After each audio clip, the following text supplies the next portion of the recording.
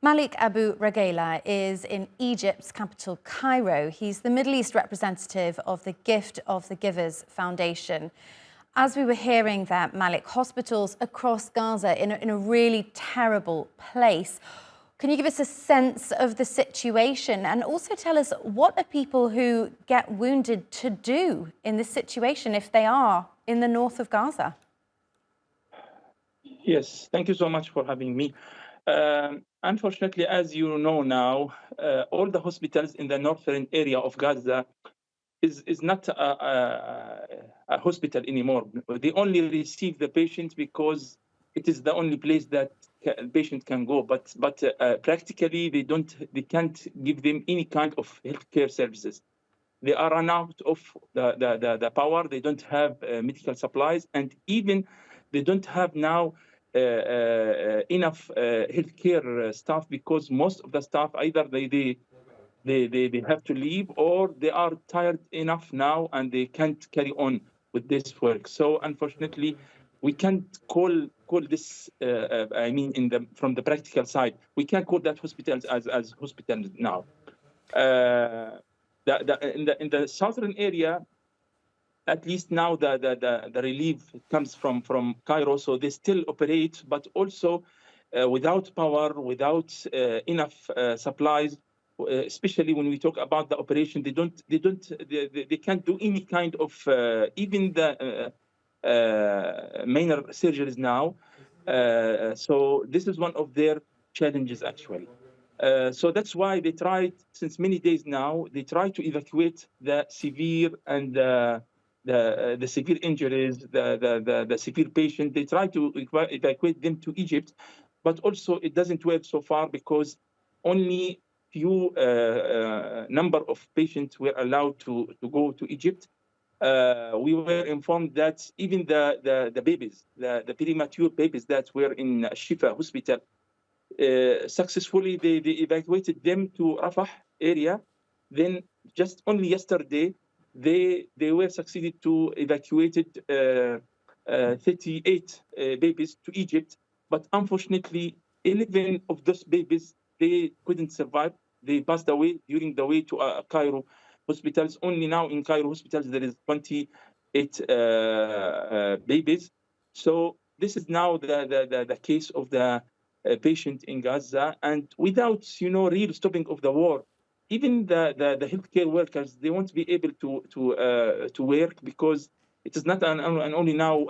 It is multi problems together. The supplies, the free of movement, and the power.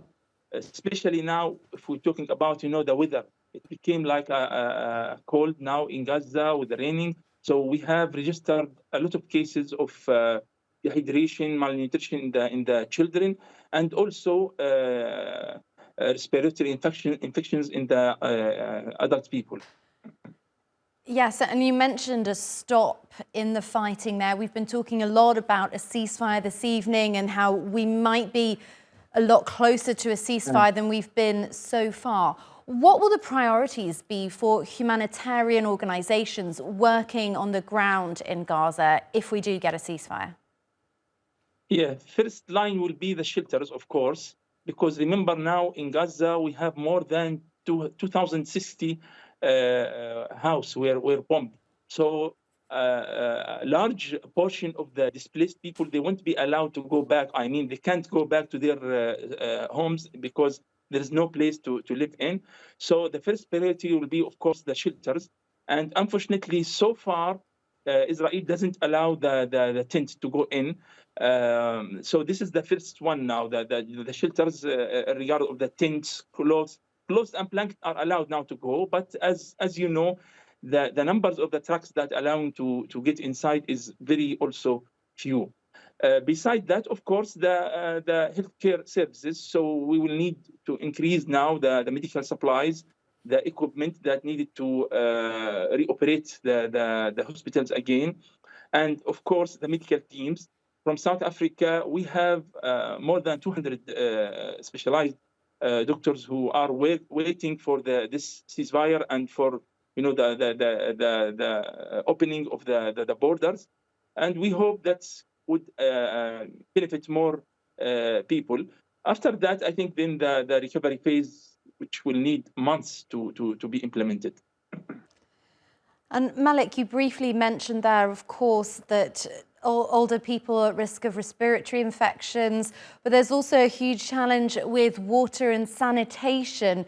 Will that be able to be fixed in the event of a ceasefire, or will there just simply not be enough time to do that?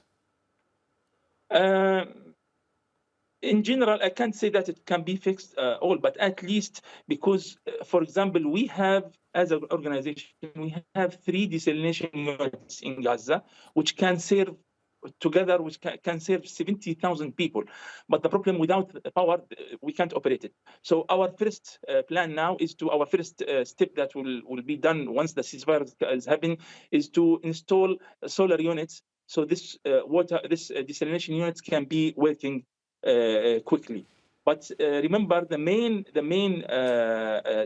water station in Gaza also was bombed by Israel. So that means we will still need to send more water from outside.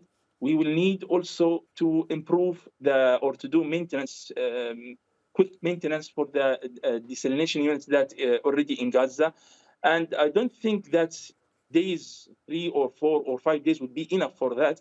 But we'll see. We will do our best, and it depends on the atmosphere of the peace that could be found in the area. Malik Abou-Rageila from Cairo, really appreciate you joining us today.